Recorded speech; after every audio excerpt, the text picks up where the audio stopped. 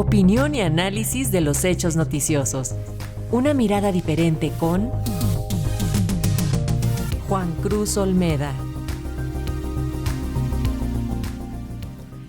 El doctor Juan Cruz Olmeda, profesor e investigador del Centro de Estudios Internacionales del Colegio de México, analiza las perspectivas sobre el proceso electoral de Venezuela previsto para este año. El 2024 es año electoral para Venezuela. La contienda más importante será aquella por la presidencia, en la que Nicolás Maduro buscará su reelección para continuar en el cargo que ejerce desde 2013. A esta altura, para nadie es sorprendente que el régimen ha asumido un carácter autoritario desde hace años. Si bien se llevan a cabo elecciones de manera periódica, la acción del Estado en favor de los candidatos oficialistas hace que las chances de la oposición sean prácticamente nulas. Esto en un contexto de persecución sostenida a toda forma de disidencia. Las últimas elecciones presidenciales que tuvieron lugar en 2018 dieron una muestra clara al respecto. El principal frente opositor tomó la decisión de no competir, alegando que no estaban dadas las condiciones, y Maduro obtuvo una victoria fácil. Sin embargo, en un clima de apatía y poca participación. Desde hace tiempo, la comunidad internacional ha buscado propiciar el diálogo entre el régimen y la oposición para llegar a acuerdos que permitan la realización de elecciones limpias y competitivas. Diferentes rondas de negociación tuvieron lugar durante los últimos años en diversos lugares. Y en octubre del año pasado las partes firmaron un acuerdo en Barbados en el que se establecían los pasos para llegar a las elecciones presidenciales de este año en condiciones que propiciaran la competencia.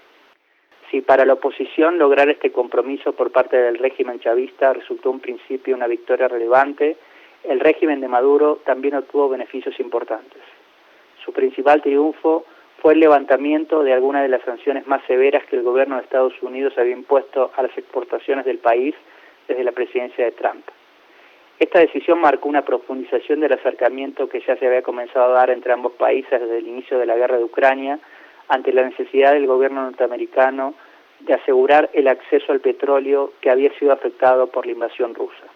Lo vivido desde entonces, sin embargo, ha dejado en claro que Maduro no está dispuesto a poner en duda su decisión de permanecer en el poder y una posible apertura democrática tendrá que esperar. En primer lugar, resulta necesario mencionar que poco después del acuerdo y ante la perspectiva de un proceso electoral competitivo, la oposición decidió realizar una contienda interna para seleccionar quién encabezaría la fórmula presidencial. La elegida fue Corina Machado, una política de larga trayectoria en su oposición al chavismo y una de las líderes más duras. De manera casi inmediata, el gobierno de Maduro alegó que la candidatura de Machado no podría proceder, ya que desde hace años se encuentra inhabilitada por estar acusada ante la justicia controlada por el régimen de supuestos hechos de corrupción. La oposición decidió apelar esta inhabilitación y hace algunas semanas el Tribunal Supremo de Justicia, controlado por leales a Maduro, ratificó la imposibilidad de que Machado pueda ser candidata. La situación ha entrado entonces en una suerte de callejón sin salida, en la que ambas partes se acusan de haber incumplido los compromisos de Barbados y en las que el régimen ha además incrementado su acción represiva, encarcelado a diversos activistas sociales y académicos y decretando la semana pasada la expulsión del país de personal de las Naciones Unidas.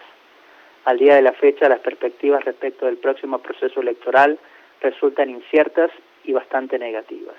La situación parece haber tenido efectos directos en el propio gobierno de Estados Unidos.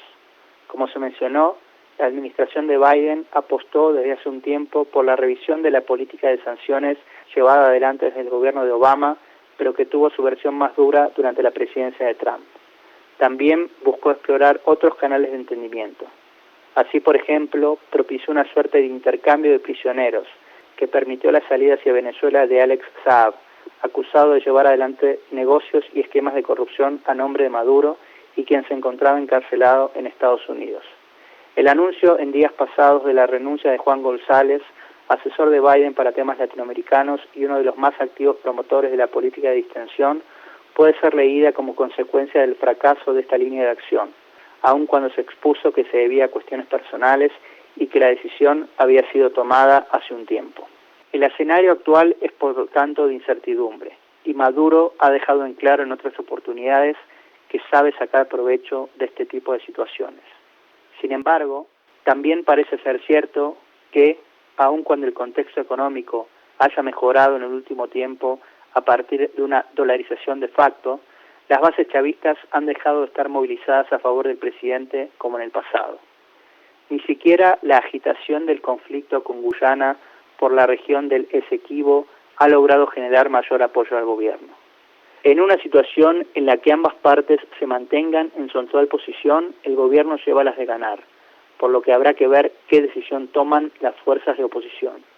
Sin embargo, la experiencia del pasado parece confirmar que aun si éstas optan por algún movimiento que permita destrabar la situación, Maduro siempre tendrá una carta bajo la manga. Para Radio Educación, Juan Cruz Olmeda, profesor investigador del Centro de Estudios Internacionales del Colegio de México.